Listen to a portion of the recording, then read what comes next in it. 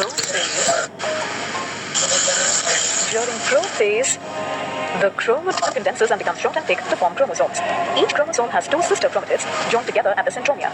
The nucleolus disappears and the nuclear membrane starts to break down. The centrosomes, each with a pair of centrioles, move apart to the opposite poles, forming a spindle between them. Metaphase. During metaphase, microtubules of the spindle interact with chromosomes. This causes the chromosomes to move and align along the middle of the cell or the equatorial plate. Sister chromatids are held at the centromere, confirming the presence of protein structures called kinetochore and chromosomes. The kinetochore chromosomes and attaches them to the spindle. Anaphase. During anaphase, the sister chromatids separate at the kinetochores, and the daughter chromosomes, along with the divided centromere, move towards the opposite poles as the microtubule shortens. The poles of the spindle also move apart and help to separate the chromosomes.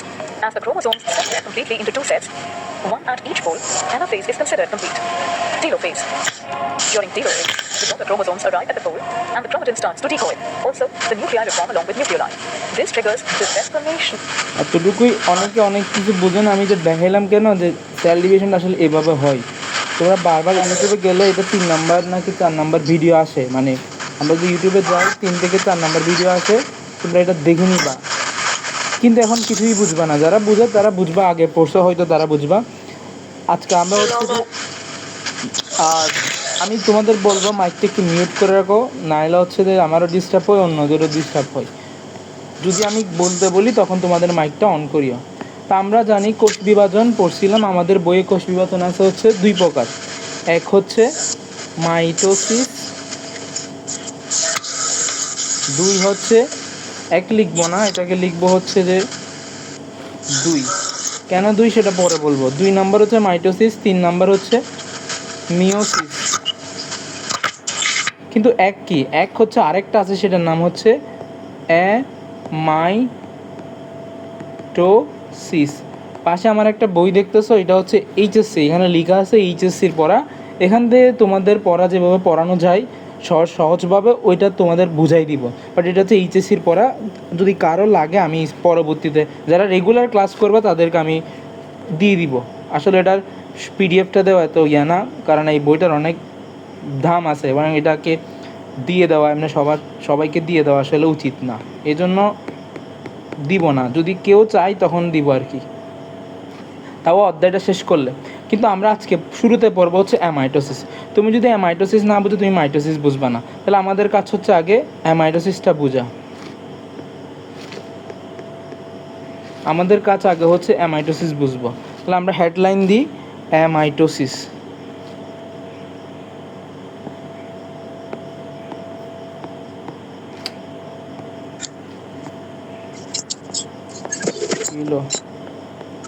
আমরা লিখি amitosis.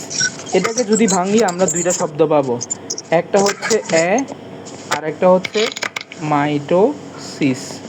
এই দেখো, শব্দের অর্থ হচ্ছে without, অর্থাৎ বাংলা যেটা হচ্ছে না বোধক, না বোধক বোঝায়, মানে কোনো কিছু না। মাইটোস শব্দটা আসছে হচ্ছে তোমার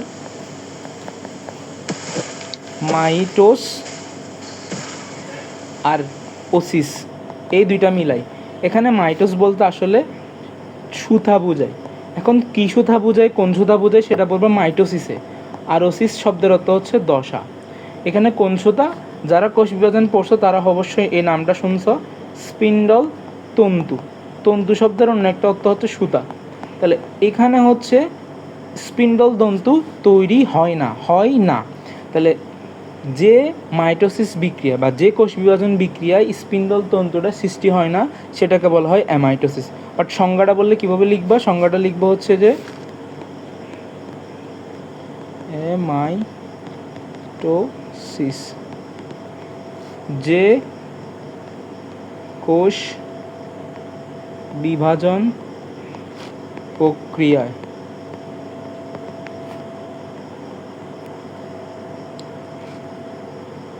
নিউক্লিয়াস ও সাইটোপ্লাজম কোনো জটিল মাধ্যমিক পর্যায় ছাড়াই সরাসরি বিভক্ত হয়। এখন কথা হলো, আমি তো অনেক কিছু বলে ফেললাম যে কোষ বিভাজন প্রক্রিয়ায় সাইটোপ্লাজম কোনো জটিল মাধ্যমিক পর্যায়ে ছাড়া সরাসরি বিভক্ত হয়। তাহলে আমাকে আগে হচ্ছে বিক্রিয়াটা দেখতে বিভাজনটা দেখতে হবে। পাশেই ছবি আছে, আমি আবার ছবি এঁকে বোঝাচ্ছি। ধরো এটা আমার একটা কোষ, এটা হচ্ছে নিউক্লিয়াস। তো প্রথমে কোষটা হচ্ছে এরকম এরকম হয়ে যাবে, নিউক্লিয়াসটা এভাবে লম্বাটে হয়ে যাবে। নিউক্লিয়াস লম্বাটে হয়ে এক সময় গিয়ে নিউক্লিয়াসটা এরকম মানে প্রায় বিভক্ত অবস্থায় চলে আসছে, এবং আলটিমেটলি কি হবে, এরকম দুইটা সেলে পরিণত হবে। তো এখানে কোনো জটিল প্রক্রিয়া হয় না, এখানে কোনো সুতা তৈরি হয়েছে, এখানে কোনো, আমি যে বললাম এখানে সুতা তৈরি হওয়ার কথা, এখানে তো কোনো সুতা তৈরি হয় নাই। এই বিক্রিয়ায় কোনো সুতা তৈরি প্রক্রিয়া, আমি বিক্রিয়া বলতেছি বারবার, এখানে কোনো সুতা তৈরি হয় নাই, এই জন্য এটাকে বলা হয় অ্যামাইটোসিস। মানে এখানে সুতা তৈরি হয় নাই, এই জন্য এটাকে বলা হয় অ্যামাইটোসিস। এখন আরেকটা কথা, সেটা কি, এখানে নিউক্লিয়াসটা সরাসরি বিভক্ত হয়ে গেছে। নিউক্লিয়াসকে ইংলিশে কি বলে দেখি, কে বলতে পারো? মেসেজে লিখবা, আর যদি কারো ইচ্ছা হয় তাহলে বলতে পারো। নিউক্লিয়াসকে বলা হয়, যদি আমরা একদম শুরুতে তোমরা আসলে ঠিকমতো পড়ো না, যদি পড়তা অবশ্যই তোমরা, আমি তোমাদের এখন প্রমাণ দেখাবো যে এগুলো বইয়ে আছে কিন্তু তোমরা পড়ো না। এই দেখো, আমি বইয়ে গেলাম, 1 নাম্বার চ্যাপ্টারের প্রথম পৃষ্ঠায় গেল, 2 নাম্বার চ্যাপ্টারের প্রথম পাতায় যাব, প্রথম পাতায় গিয়ে আমি তোমাদের প্রমাণটা দেখাবো। এই দেখো, ক্যারিওটিক, ক্যারিওটিক, ক্যারিয়ন শব্দের অর্থ হচ্ছে নিউক্লিয়াস। তাহলে ক্যারিয়ন শব্দের হচ্ছে কি, নিউক্লিয়াস। তাহলে নিউক্লিয়াসের বিভাজনকে কি বলবো? নিউক্লিয়াসের বিভাজনকে বলা হয় ক্যারিওকাইনেসিস।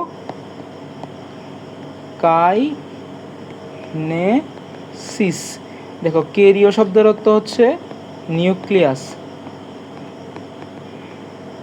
কাইনেটিক শব্দটা আসছে, কাইনেটিক, কাইনেটিক শব্দের অর্থ হচ্ছে গতি। যারা জানো না তারা জেনে নাও, কাইনেটিক শব্দের অর্থ হচ্ছে গতি। সিস শব্দের অর্থ অবশ্যই পারার কথা, সিস শব্দের অর্থ প্রক্রিয়া, প্রক্রিয়া, অর্থাৎ নিউক্লিয়াসের গতি প্রক্রিয়া। আসলে গতি বলতে এখানে নিউক্লিয়াসটা বিভাজিত হওয়ার প্রক্রিয়া বলছে। তাহলে ক্যারিওকাইনেসিস বলতে কি বোঝায়, যদি তোমাকে জিজ্ঞেস করি তাহলে কি বলবা? ক্যারিওকাইনেসিস বলতে বোঝায় নিউক্লিয়াসের বিভাজন। আর এখন যদি বলি সাইটোকাইনেসিস তাহলে কি বলবা? সাইটোকাইনেসিস,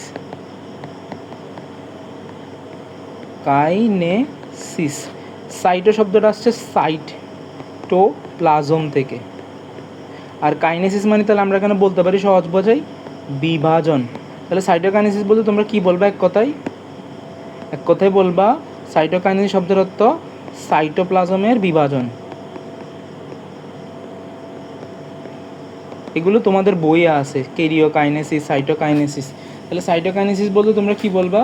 সাইটোকাইনেসিস বলতে বুঝবা সাইটোপ্লাজমের বিভাজন। তাহলে এখন তোমাদের কাছে এখন প্রশ্ন হলো, এখানে কি ক্যারিওকাইনেসিস আগে ঘটছে নাকি সাইটোকাইনেসিস আগে ঘটছে? দেখি সবাই আনসার দাও, যারা যারা দিতে পারবা। ক্যারিওকাইনেসিস আগে ঘটছে নাকি সাইটোকাইনেসিস আগে ঘটছে, দেখি বলো। ক্যারিওকাইনেসিস। আচ্ছা, ক্যারিওকাইনেসিস আগে ঘটছে, সাইটোকাইনেসিস। তাহলে সহজ ভাষা, এটা তোমাদের বইয়ে নাই কিন্তু তোমাদের এমসিকিউ বলো সিকিউতে মাঝে মাঝে চলে আসতে পারে, এই জন্য এটা হচ্ছে তোমাদের দেওয়া। 9-10 বইয়ে এটা আমাদের ছিল, তোমাদের নাই আমার মনে হচ্ছে, আমি বই পড়ে দেখছি যে তোমাদের এখানে নাই, কিন্তু এগুলো 9-10 যখন ছিলাম ক্লাস 8 আছে, এগুলো হলো ক্লাস 8 আছে মেবি, এগুলো ক্লাস 8 থাকার কথা। যে অ্যামাইটোসিস বলতে বোঝায় যে কোষ বিভাজন প্রক্রিয়ায় নিউক্লিয়াস ও সাইটোপ্লাজম কোনো জটিল মাধ্যমিক পর্যায় ছাড়াই সরাসরি বিভক্ত হয় একটা থেকে দুইটা। এটা কাদের ঘটে? তাহলে প্রশ্ন হচ্ছে এগুলো কাদের ঘটে, তাহলে তোমরা মনে রাখবা কাদের ঘটে। এতবার কলম চেঞ্জ করা তো কষ্ট। কাদের ঘটে, দেখো অ্যামাইটোসিসের শব্দটির প্রথম অক্ষরটা কি? এ, শব্দটা প্রথম অক্ষর হচ্ছে এ।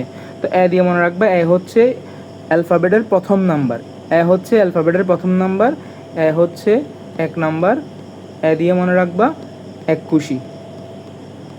তাহলে আমরা যে আজকে একটা কোশ্চেন ছিল, এখানে অনেকেই পারছো অনেকেই পারো নাই, যে ব্যাকটেরিয়া, তারপর এমিবা, তারপর একটা কি প্লাজমোডিয়াম, এগুলো সবাই 21। তাহলে এদের ক্ষেত্রে কোন বিভাজন ঘটবে? এদের ক্ষেত্রে ঘটবে হচ্ছে অ্যামাইটোসিস। এদের করতে কোন বিভাজন? কালকে যদি কোশ্চেন দিই সবাইকে পারতে হবে যে অ্যামাইটোসিস কাদের কাদের করতে।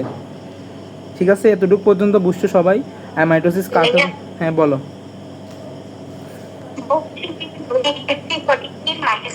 প্রক্রিয়ার মাধ্যমে আবার বলো, আমি একটু বুঝি নাই তোমার কথা। বহুকোষী জীবের দৈহিক বৃদ্ধি এটিকে মাইটোসিস প্রক্রিয়ার মাধ্যমে ঘটে। হ্যাঁ, এগুলো মাইটোসিস। আপাতত তুমি অ্যামাইটোসিসের মধ্যে কোনো সমস্যা আছে কিনা বলো। মাইটোসিস আসবো, মিওসিস পরে। এখন মাইটোসিসটা আগে বুঝছো কিনা বলো, যে অ্যামাইটোসিসটা ঘটবে কাদের ক্ষেত্রে? অ্যামাইটোসিস এ দিয়ে শুরু, তোমরা মনে রাখবা এ দিয়ে শুরু, তাই এককোষী। যারা যারা এককোষী আছে তাদের সবারই, হ্যাঁ যারা প্রিয়তি আনসার দিছো অবশ্যই থ্যাংক ইউ তোমাকে। কেউ আসলে কয়েকদিন ধরে আনসার টানসার কম দাও। এককোষীকে বুঝাই। এরপর আমরা আসলে এখন শুরু করব মাইটোসিসটা। তাহলে এখন সবাই পারবা মাইটোসিস কি। মাইটোসিস আমরা বলেই ফেলছি সুতা, তারপর হচ্ছে এখানে ওসিস বলতে দশা। তাহলে যে কোষ বিভাজন প্রক্রিয়া, নর্মালি যদি আমি বেসিক বলি তাহলে বলবো হচ্ছে যে কোষ বিভাজন প্রক্রিয়ায় সুতা তৈরি হয়। তাহলে আমরা এখন সরাসরি কোথায় যাব? বইয়ে যাব। বইয়ে গিয়ে প্রমাণ দেখাবো যে আসলে সুতা কই তৈরি হয়েছে, কোনগুলোকে সুতা বলে।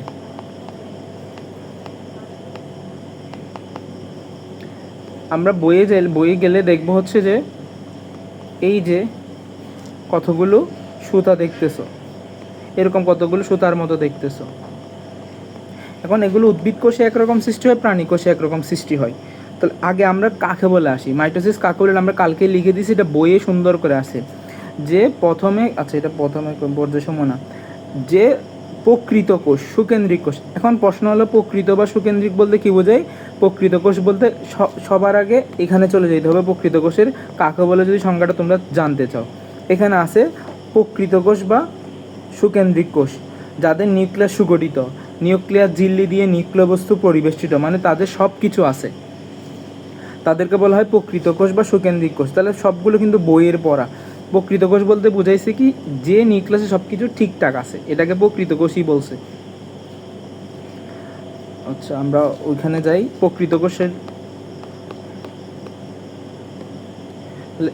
তাহলে এখানে বলছে হচ্ছে কি, প্রকৃত বা সুকেন্দ্রিক কোষ একটি ধারাবাহিক প্রক্রিয়ায় বিভক্ত হয়ে দুইটি অপত্য কোষে পরিণত হয়। এই তো ধারাবাহিক প্রক্রিয়া, এর মাঝখানে আমরা যারা ভিডিও দেখছো তারা এখানে জানো অনেকগুলো দশা নিয়ে আলোচনা করছে। কেউ যদি বুদ্ধিমান হয়ে থাকো তাহলে তোমরা বলতে পারবো এখানে একটা দশা নিয়ে আলোচনা করে না, এটা আজকে ব্যাখ্যা দিব।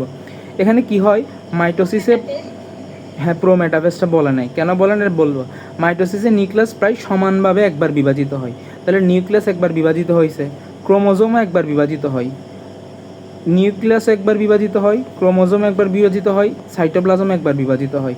তাই মাইটোকোষের বিভাজন মাতৃকোষ এবং অপত্যকোষে ক্রোমোজোম সংখ্যা তথা ডিএনএর পরিমাণ সমান থাকে। তাহলে আমরা এখানে লিখি, আগে সংখ্যাটা তোমরা কালকে লিখে দিছো, এখান থেকে লিখবা। এখানে হচ্ছে নিউক্লিয়াস একবার বিভাজিত, ক্রোমোজোম একবার বিভাজিত, সাইটোপ্লাজম একবার বিভাজিত।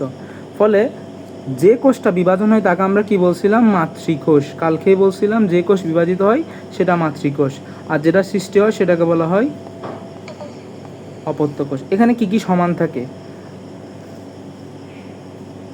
এখানে কি কি সমান থাকে? তোমার মাতৃকোষের মধ্যে ক্রোমোজোম সংখ্যা কি কি সমান?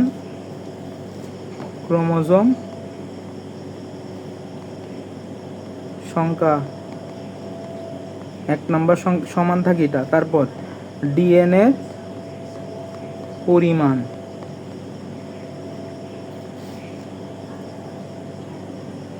তারপর ডিএনএ যে পরিমাণ সমান থাকে এমন না, ডিএনএ প্রায় হুবহু থাকে, একই রকম থাকে।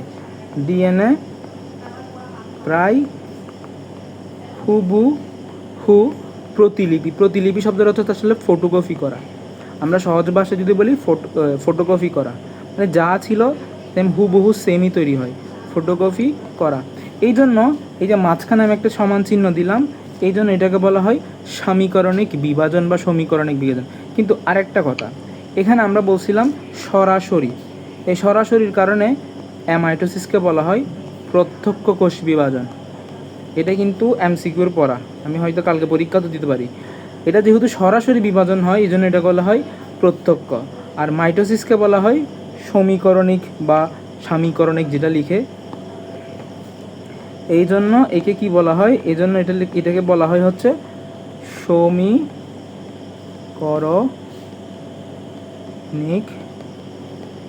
বিভাজন। সমীকরণিক বিভাজন বলে আমরা এখানে গেলে কোথায় কোথায় হয়, এটা ঘটে হচ্ছে কোথায় ঘটে, কোথায় ঘটে? আনসার 1। আমার ধরো হাত কেটে গেল, হাত মানে কি আমার একটা দেহের অংশ, তাহলে হাতটা কেটে গেলে যেটা ফিল আপ করতেছি এটা হচ্ছে দেহকোষ, আমাদের দেহকোষে ঘটে। তারপর হচ্ছে আরগুলো লিখছে লিখানায় প্রাণীদেহের দেহকোষ এবং উদ্ভিদের বর্ধনশীল। দেহকোষ বলতে উদ্ভিদের বর্ধনশীল অংশটাকে বোঝায়, এটা এমসিকিউর জন্য ইম্পর্ট্যান্ট। উদ্ভিদের বর্ধনশীল মানে যেটা বৃদ্ধি পায়, বর্ধনশীল শব্দের অর্থ হচ্ছে যেটা বৃদ্ধি পায়। অংশের ভাজক টিস্যু, এখন টিস্যু কি সেটা পরে তোমরা যারা 5 অধ্যায়ে পড়ছো তারা জানো, আর না জানলে আমরা সামনে যখন পড়বো তখন জানাবো। ভাজক টিস্যু, সোজা বাংলায় মনে রাখো টিস্যু হচ্ছে অনেকগুলো কোষের একসাথে গুচ্ছ। ভাজক টিস্যু বলতে বোঝায় যে টিস্যুগুলো বিভাজিত হইতে পারে। তাহলে ভাজক টিস্যু যেহেতু বলছে বিভাজিত হইতে পারতেছে, তাহলে এগুলো কি কি? যেমন আমরা যদি কাণ্ড বৃদ্ধি পাই তাহলে বলবো কাণ্ড মূলের অগ্রভাগ। তারপর হচ্ছে ভ্রূণমুকুল, পাতাও অবশ্যই হবে ভ্রূণমুকুল। তারপর হচ্ছে ভ্রূণমূল। ভ্রূণ শব্দটা হচ্ছে যখন বাচ্চা অবস্থায় থাকে, তোমরা তো এত বুঝবা না, আবার তো বললাম মূল হচ্ছে একটা বাচ্চা অবস্থা, গাছটার বাচ্চা অবস্থা। তো এটা যে মূলটা থাকে সেটা বলে ভ্রূণমূল। তারপর হচ্ছে একটা পাতা,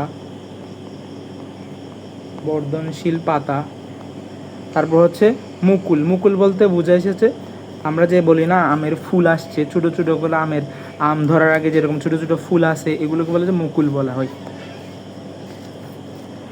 কয়টা কথাই পড়াচ্ছেন? আমি কোষ বিভাজনে পড়াচ্ছি,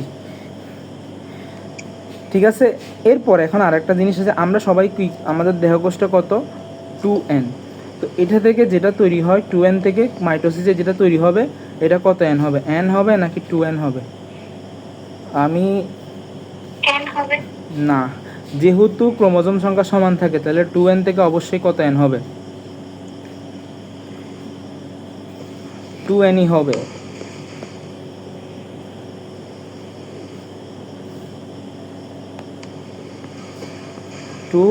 হবে। এখন প্রশ্ন হলো যে এখানে একটা কথা লিখছে যেটা হচ্ছে নিম্ন শ্রেণীর উদ্ভিদ এবং প্রাণীর ওজন জননের সময় এই ধরনের বিভাজন ঘটে। আমরা আসি এখন উচ্চ শ্রেণী বলতে কি বোঝায়, নিম্ন শ্রেণী বলতে কি বোঝায়? উচ্চ শ্রেণী উদ্ভিদ বা প্রাণী, তোমাদের এখানের জন্য যাদের দেহ কোষ n বিশিষ্ট, না 2n বিশিষ্ট, আর নিম্ন শ্রেণী হচ্ছে যাদের দেহকোষ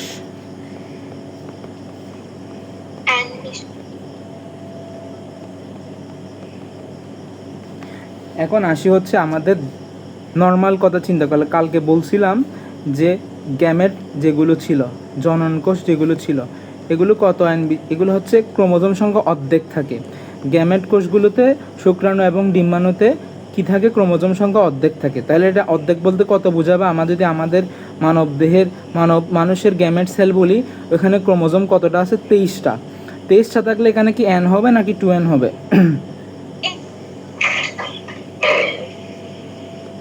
n হবে, কিন্তু আমাদের দেহকোষ কি 2n, তাহলে 2n থেকে n হচ্ছে আরেকটা বিভাজনের মাধ্যমে, এটাকে বলা হয় মিওসিস। এটা আমরা যখন মিওসিস পড়ব তখন আরও জানতে পারবো যে উন্নত শ্রেণীর যখন গ্যামেট সৃষ্টি হয় তখন আসলে হয় মিওসিস, ঠিক আছে।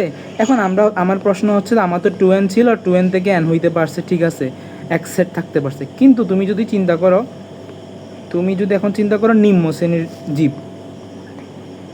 শ্রেণীর জীব, দেখো ওদের আসেই n, তা আমি যদি এদের মিওসিস করি জননকোষ সৃষ্টির সময় তাহলে ওরা হাফ n হয়ে যাবে, কিন্তু হাফ n বলে আসলে পৃথিবীতে কিছুই নাই। তাহলে বলো এখানে আমাকে কি করতে হবে?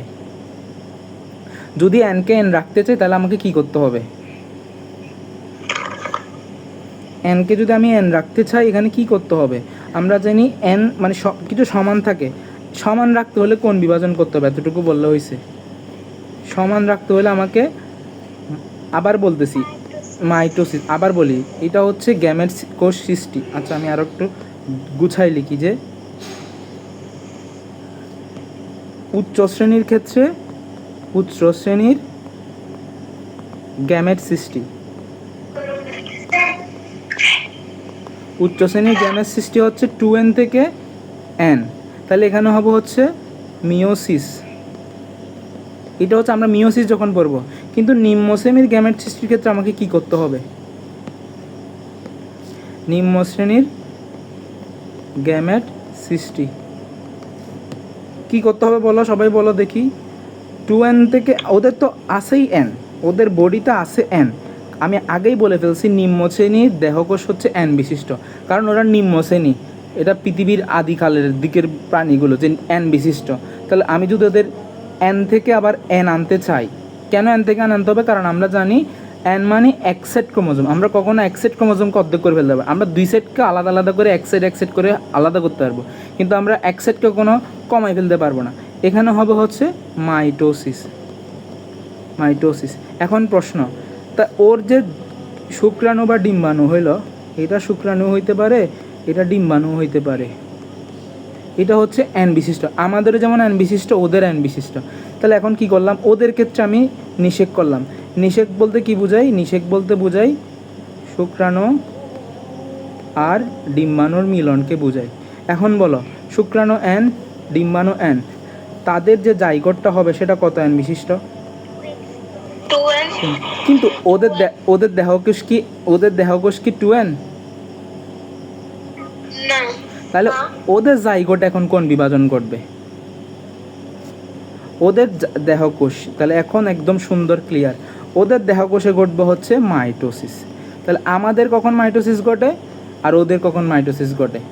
তাহলে এটা আমি যদি কপি করতে পারতাম আর একটু ভালো হতো। তাহলে দেখো আবার বলি, আমাদের হচ্ছে যারা আমাদের দেহকোষগুলো হচ্ছে 2n বিশিষ্ট, আমাদের দেহকোষগুলো হচ্ছে 2n বিশিষ্ট।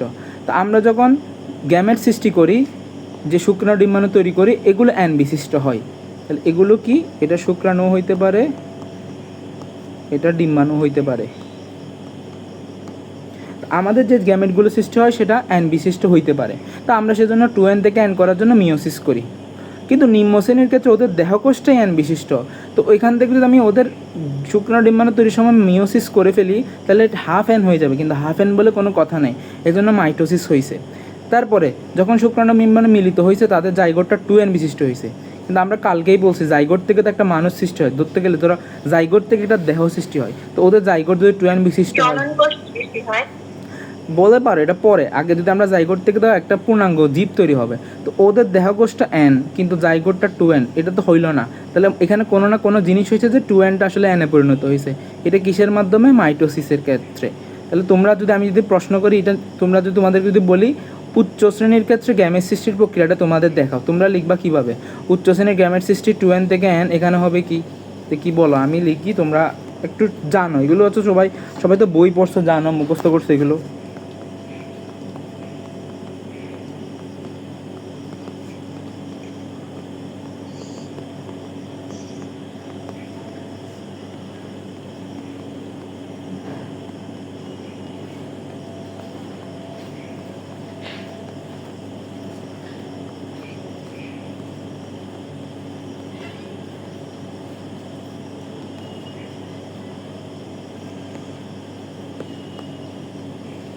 দেখি বলো এখন এখানে কোনটা লিখবো? আমি এখানে কোনটা লিখবো? এখানে লিখবো মিওসিস। গুড। তারপরে হচ্ছে এখন শুক্রাণু ডিম্বাণু মিলে যেটা তৈরি করবে সেটার নাম জাইগোট। জাইগোট। তো এটা কত n বিশিষ্ট হবে? এটা 2n বিশিষ্ট হবে। এখান থেকে দেহকোষ আবার পরিণত করতে গেলে আমাদের দেহকোষ 2n, আবার মাইটোসিস। Good, mitosis. আর এদের ক্ষেত্রে তো আমি লিখে দিলাম সেটা কি, ওদের দেহকোষটা হচ্ছে n, আর ওদের যে জনন কোষগুলো আছে ওইগুলো হচ্ছে সেম অ্যান হইতে হবে। তো মাঝখানে কোন বিক্রিয়াটা করবো সমান রাখার জন্য আমরা মাইটোসিস করব। তাহলে এদের যে জাইগোটটা সৃষ্টি হবে সেটা হবে 2n। আবার আমরা জানি ওদের দেহকোষ হচ্ছে n বিশিষ্ট। 2n থেকে যদি আমরা n করতে চাই, হাফ করতে চাই, এটা না হচ্ছে ভুল লিখলাম, তো কেউ বলো না এখানে কি হবে। হাফ করতে চাইলে কোন বিভাজন, এখানে তো মাইটোসিস হইল, হাফ করতে হলে কোন বিভাজন, 2n থেকে যখন n করতে যাব তখন কোন বিভাজন, মিয়োসিস। তাহলে একটু তোমরা আমি ক্লাসের পরে নোটটা দিয়ে দিব, তাও আরেকটু ভালো করে দেখবা যে আমাদের ক্ষেত্রে কীরকম, আমরা মানে উচ্চ শ্রেণীর, আমরা হচ্ছে উচ্চ শ্রেণীর ক্ষেত্রে কীরকম, নিম্ন শ্রেণীর ক্ষেত্রে। তাহলে এখানে ছোট্ট একটা লাইন বলছে ওজন জনন। ওজন জনন বলতে বুঝাইছে হচ্ছে এটা, আমরা তো এখানে শুক্রাণু ডিম্বাণু বলে দিলাম তোমাকে, জনন কোষ বলে দিলাম, বাট অ্যাকচুয়ালি নিম্ন শ্রেণীর ক্ষেত্রে শুক্রাণু ডিম্বাণু তৈরি হয় না, তৈরি হয় বলতে ওগুলোকে বলা হয় স্পোর। বাট তোমাদের বোঝার জন্য আমরা বলে দিলাম হচ্ছে, আচ্ছা লিখে দিই তাও, যৌন জনন কি,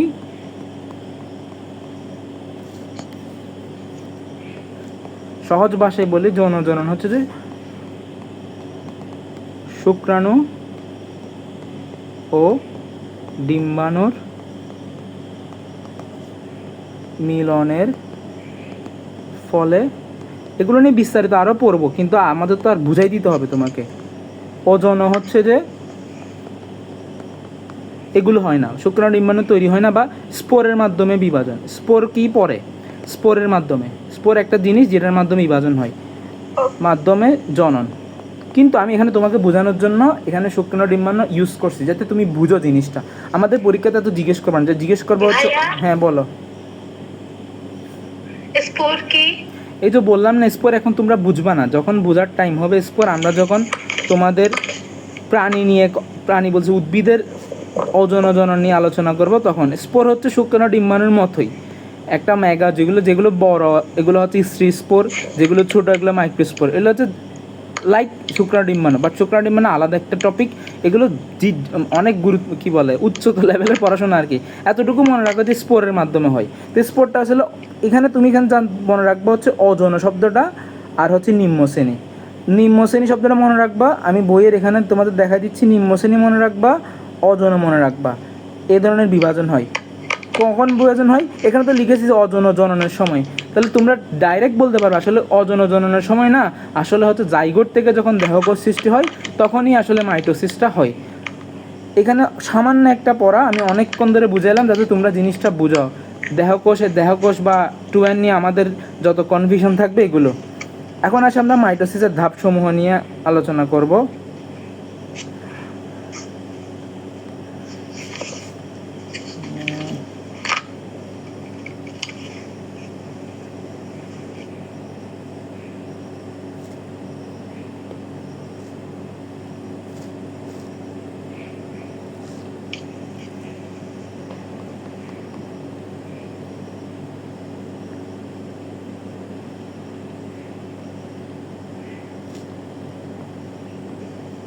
তাহলে আমরা মাইটোসিস বলতে কি বুঝাইছি, মাইটোসিস বলতে বুঝাই যে কোষ বিভাজন প্রক্রিয়ায় তন্তু সৃষ্টি হয়।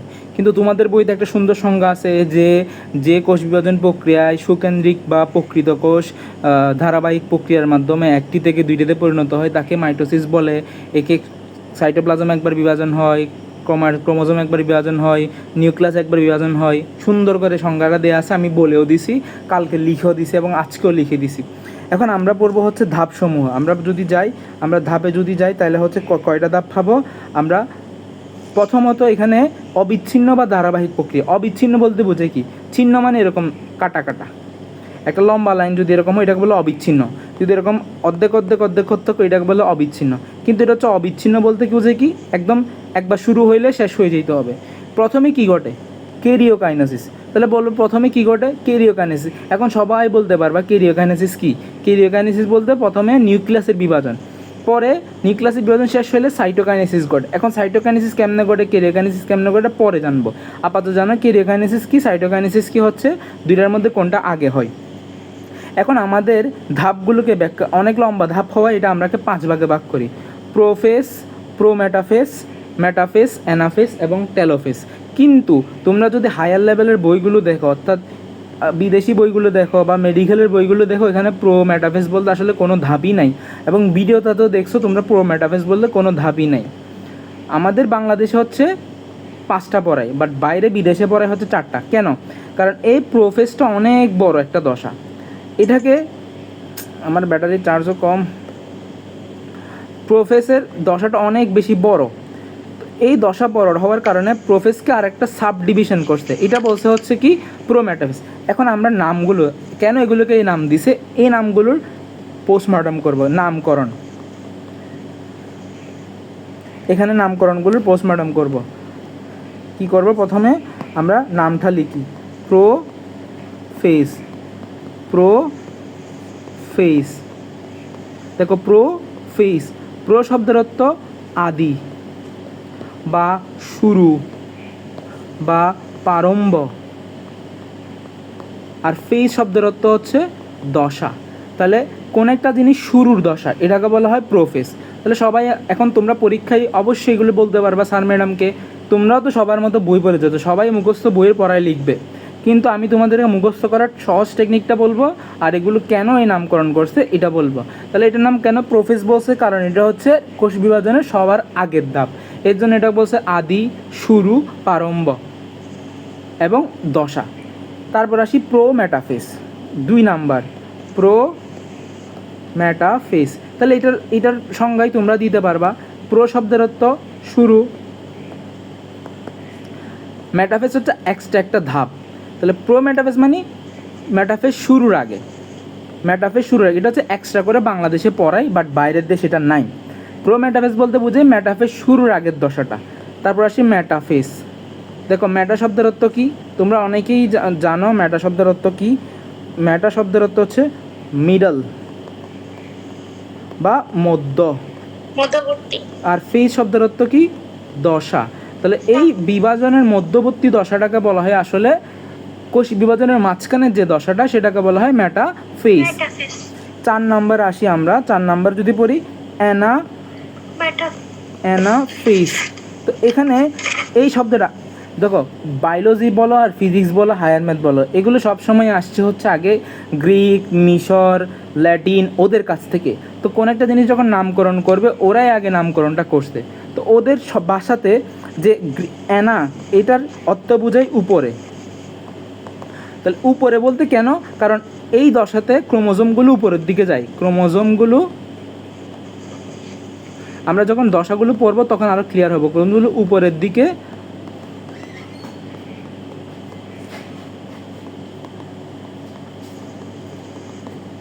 চলাচল শুরু করে। 5 নাম্বার টেলোফেজ, টেলোফেজ। এই টেলো শব্দটা আসলে টেইল, তোমরা মনে রাখতে পারো টেল। টেল মানে কি? টেল মানে হচ্ছে ল্যাজ, কোন একটা জিনিসের ল্যাজ বা শেষ, ল্যাজ বা সমাপ্তি, সমাপ্তি। বুঝা গেল? তাহলে 5টা নামকরণ আমরা বলে ফেললাম, তোমাদের বইয়ে হয়তো নামকরণগুলো নাই। কেন এগুলোর নাম আসলে prophase, pro metaphase, metaphase, anaphase, telophase বা টেলাফেস। ঠিক আছে, এখন আমরা আজকে যেহেতু আর বেশি নাই, আজকে হচ্ছে আমি, যারা আমার ইউটিউবের ভিডিওটা দেখছো, তখন আমি উপর একটা হেডলাইন দিছিলাম যে ব্রেকআপের কষ্টের কাহিনী দিয়ে মনে রাখা। এখানে একটা গল্প আছে, 2ভাবে মনে রাখতে পারো, আমি তোমাকে 2ভাবেই বলবো, কারণ এগুলো পরীক্ষা আসবে, চিত্রগুলো আঁকতে হবে, এগুলো তোমাকে আঁকতে হবে এবং পরীক্ষার খাতায় লিখতে হবে। তোমাকে আমি প্রথমে একটা ছন্দ শিখিয়ে দিব। কী ছন্দ? তাহলে শুরুতে এই ছন্দটা সবার কালকের, আজকে যে 2টা পর্যায়ে পড়াবো, সবার কাজ হচ্ছে এই 2টা পর্যায়ের ছবিগুলো এঁকে ফেলা, সুন্দর করে আঁকা। এবং কীভাবে আঁকতে হয় তোমরা চাইলে একটা টিউটোরিয়াল ভিডিও দেখে নিজের একটা টিউটোরিয়াল বানাই আমাদের গ্রুপে দিতে পারো, যে এভাবে বা সহজভাবে আঁকতে পারো, সহজভাবে কীভাবে আঁকা যায়, চিত্রগুলো, বইয়ের চিত্রগুলো দেখাই দিব। এখন আমরা আসলে কৌশলে কেমনে মনে রাখবো সেটা, প্রোফেসটা কেমনে মনে রাখবো, জকের দৃষ্টির কসম, প্রোফেস কেমনে মনে রাখবো। তোমাদের বইয়ে তো অনেক লাইন আছে, গল্পটা আগে আমরা ইয়াটা পড়ি, তারপর গল্পটা বলবো যে প্রোফেস কি মনে রাখবো।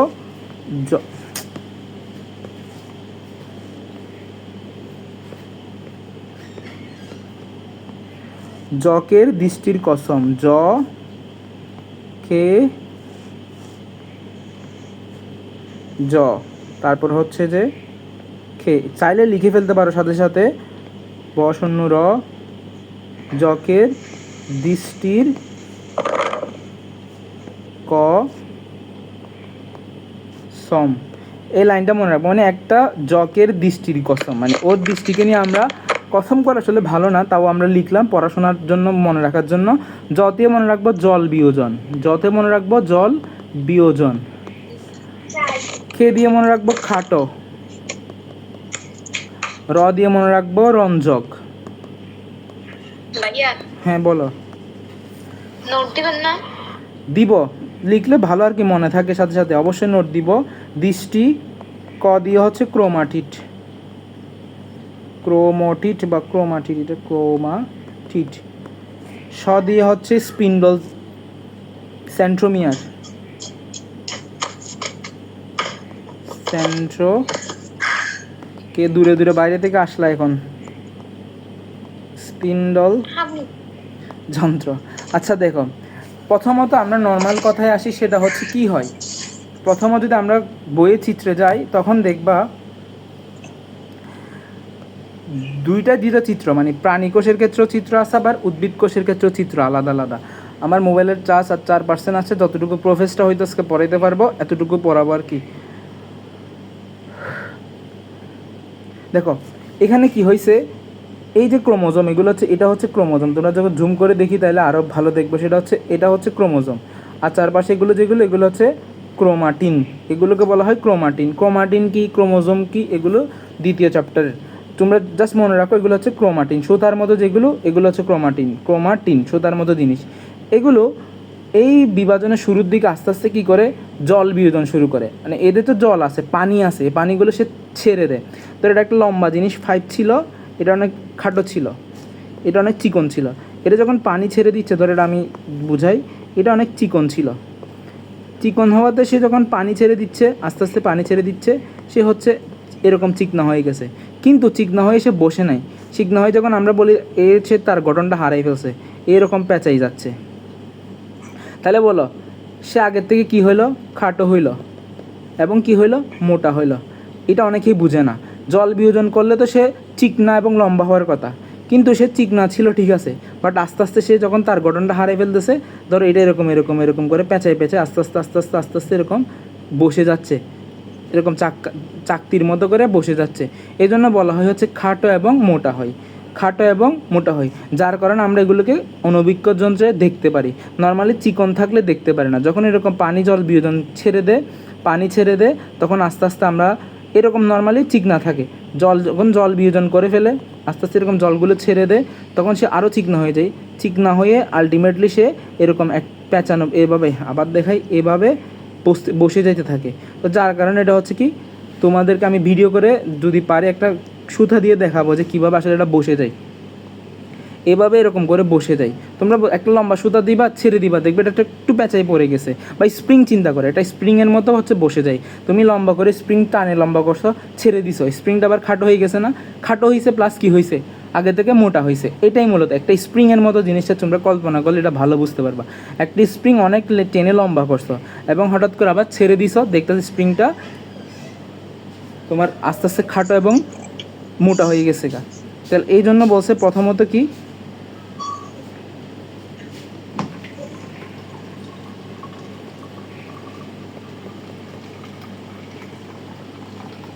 কই গেল,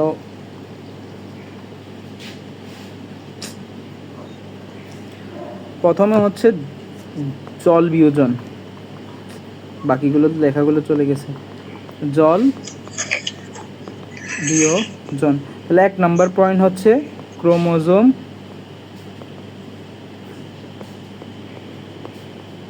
জল বিয়োজন শুরু করে। আচ্ছা আমি এখান থেকে দেখাই দিই, কেমন, এটা ছবি দিয়ে দিব আমি তোমাদেরকে, তাহলে সময় একটু কম লাগবে, না হলে আসলে সময় একটু বেশি লাগবে। আমরা চাই না তোমাদের টাইমটা বাড়ে, সামনে তোমাদের পরীক্ষা।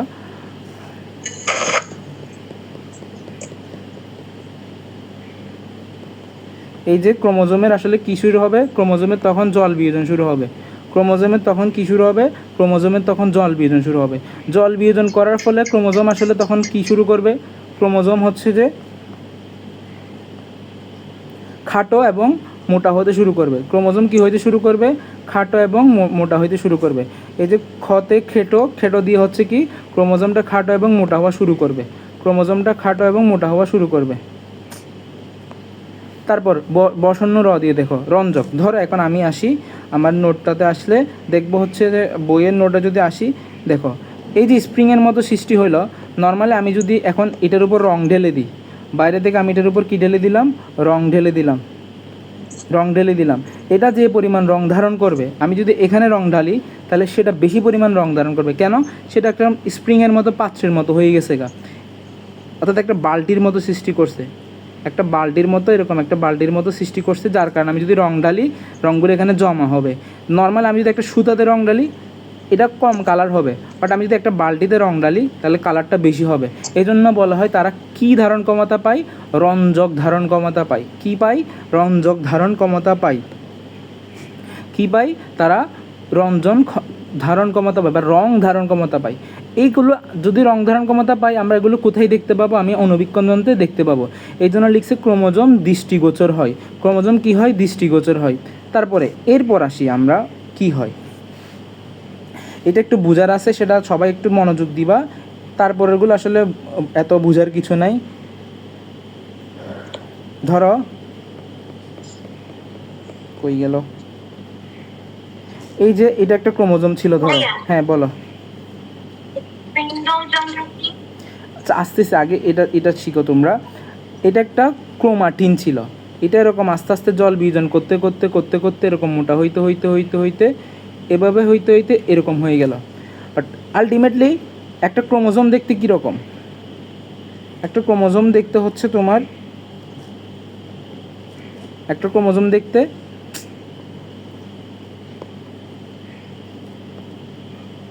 চারটা হাতের মতো, চারটা হাতের মতো, কিন্তু আসলে চারটা হাত না, এটা আসলে দুইটা।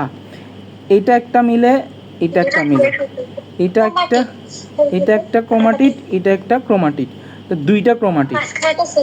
মাঝখানে যেটা থাকে সেটাকে বলা হয় সেন্ট্রো মানে শব্দের অর্থ সেন্টার, সেন্ট্রোমিয়ার। তাহলে দেখো সেন্ট্রো শব্দের অর্থ সেন্টার, মিয়ার শব্দের অর্থ কি, কোনো একটা শব্দের পেছনে মিয়ার দেখবা, আজীবন দেখতে থাকবা, এটাকে বলা হয় অংশ। মিয়ার বাংলা শব্দ হচ্ছে অংশ। তো কোনো একটা জিনিস যদি মাঝখানের অংশ হয় তাকে বলা হয় সেন্ট্রোমিয়ার, ঠিক আছে।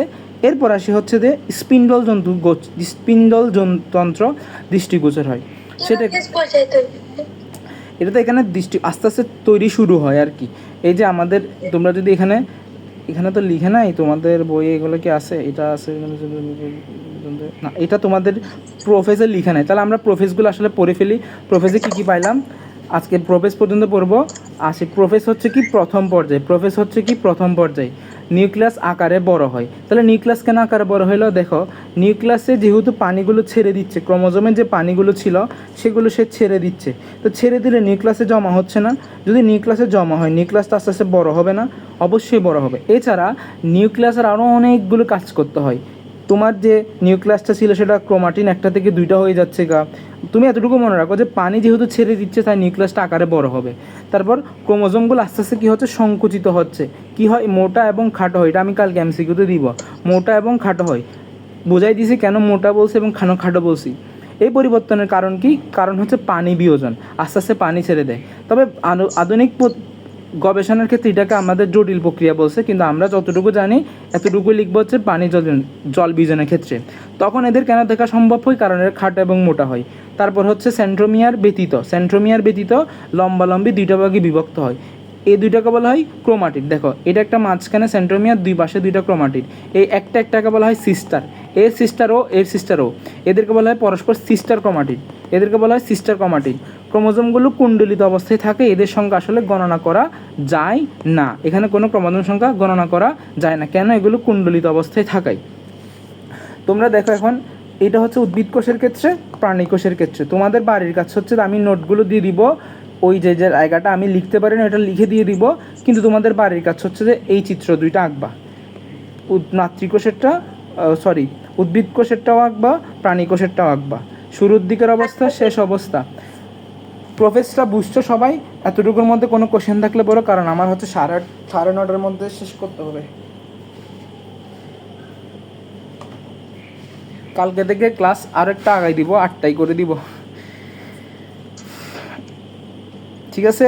এখনের মধ্যে কোনো ভাইয়া সমস্যা? আজকে ক্লাসের প্রতি কালকে কোনো এমসিকিউ আছে? অবশ্যই প্রতিদিন পরীক্ষা থাকবে। যে ক্লাস আমার এই পর্যন্ত বায়োলজি যত ক্লাস নিব সবগুলো ক্লাসের উপরই পরের দিনে পরীক্ষা থাকবে, এটা নিয়ম। নাহলে তোমরা আসলে ক্লাসও করবে না, পরীক্ষাও দিবে না। এই জিনিসটা আমি সাথে সাথে নোটে দিয়ে দিব। বাকিগুলো হচ্ছে তোমরা, আমি যতটুকু লিখছি এগুলো তো আবার দিব, ঠিক আছে? আপাতত যতটুকু থাকুক। আল্লাহ হাফেজ। আমার চার্জও শেষ। ওয়ালাইকুম আসসালাম। আচ্ছা দিয়ে দিব, আমার ফোনের চার্জ করে দিয়ে দিব, ফোনের চার্জ নাই তো এই জন্য। ভাইয়া আমাদের 24 তারিখের আগ পর্যন্ত কতদিন ক্লাস হবে? তোমার হচ্ছে যে আমার পরীক্ষা 21 তারিখ, 22, 23 তারিখ। 22 তারিখ ক্লাস নিব না, 23 তারিখ পর্যন্ত ক্লাস নিব। 22 তারিখ, সরি, 20 আর 22 ক্লাস হবে না, কারণ আমার 21 তারিখ পরীক্ষা, 23 তারিখ পরীক্ষা। এই জন্য বুধ কালকে হবে, বৃহস্পতিবার হবে, রবিবার হবে, এর মধ্যে থিওরি শেষ করে দিব। আল্লাহ হাফেজ।